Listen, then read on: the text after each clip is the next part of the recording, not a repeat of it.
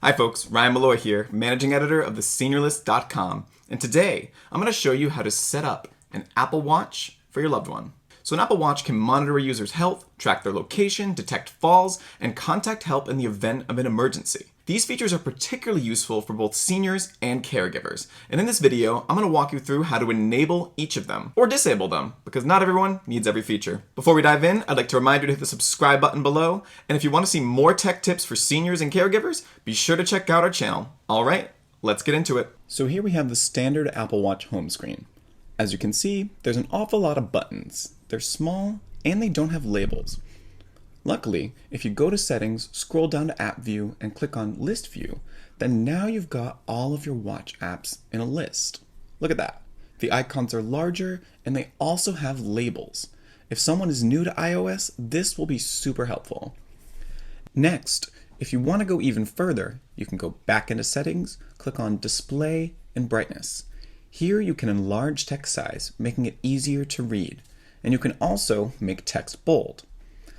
If we go back into Settings and scroll to Accessibility, then you'll find a range of optional features. Most useful, I think, would be the zoom feature. This allows you to double tap on any screen on the watch and it will zoom in on what you've tapped on. For those with greater visual impairment, you can enable the voiceover feature. This will cause the watch to dictate each button before you press it.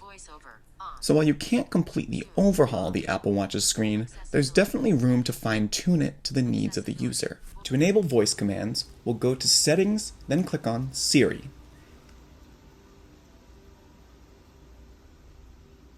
Here, you can choose how you want to activate Siri, your virtual assistant, either by using the signal phrase, "Hey Siri," which will enable, or by pressing the watch's crown button. You can also enable both methods. Now let's try out some voice commands. Hey Siri, what time does Stop and Shop close?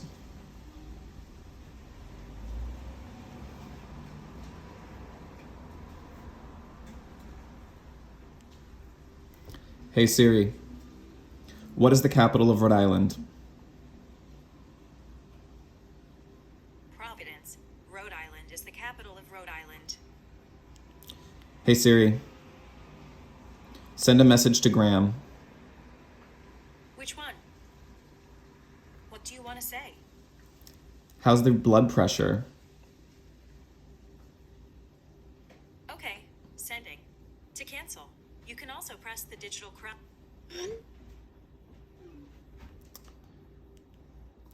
Hey Siri, what's my heart rate?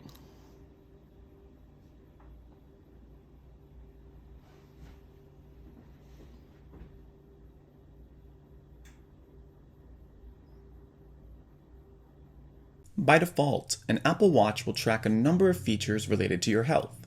These can be most easily viewed through an iPhone in the Health app. Here, we can see my daily steps, my calories burned, and heart rate information. You can even track data related to your sleep if you wear the watch at night. For some people, this might be too much data, but everyone has their balance. Personally, I find it most useful to keep track of my steps, heart rate, and calories burned.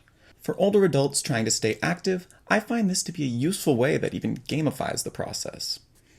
What's also potentially useful is the ability to share any and all of this data with other users.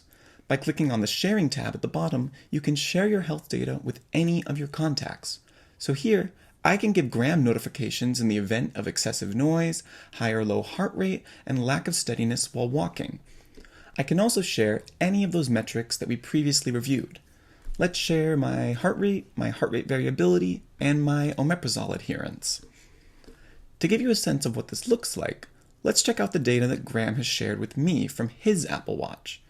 Here we can see his daily report of activity, his step counts, etc. Oh, and there's his blood pressure.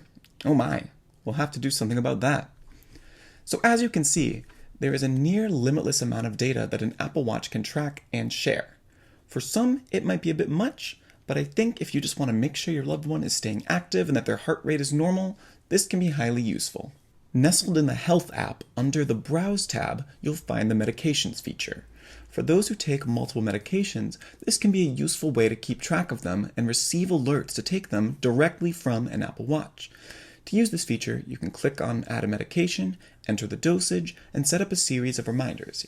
Each day at the designated time, the user will receive an alert to take the medication. You can even choose the shape and color of the pill to help a person distinguish between multiple prescriptions.